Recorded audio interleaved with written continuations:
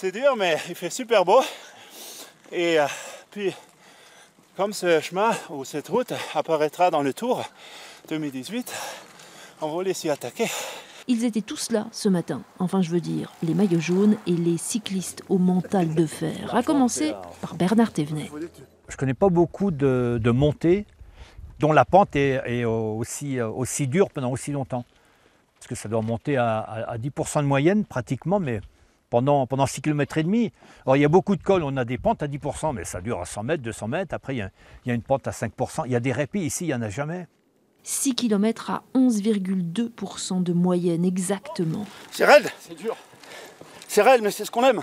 Et un final de 2 km sur les chemins caillouteux du plateau, de quoi laisser perplexe même les plus grands grimpeurs.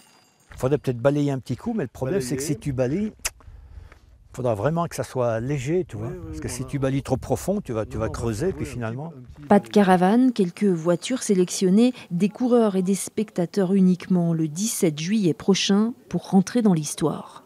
C'est un lieu historique et fondateur pour la Haute-Savoie, qui s'est libéré pendant la Deuxième Guerre mondiale par ses propres moyens. L'origine se trouve ici. Une histoire de combat, de résistance, de sueur et de mental pour cette étape audacieuse. Il n'y a pas de repli, il n'y a pas de récupération, et il faut être tout le temps en appui sur les pédales, sinon on recule ou on tombe.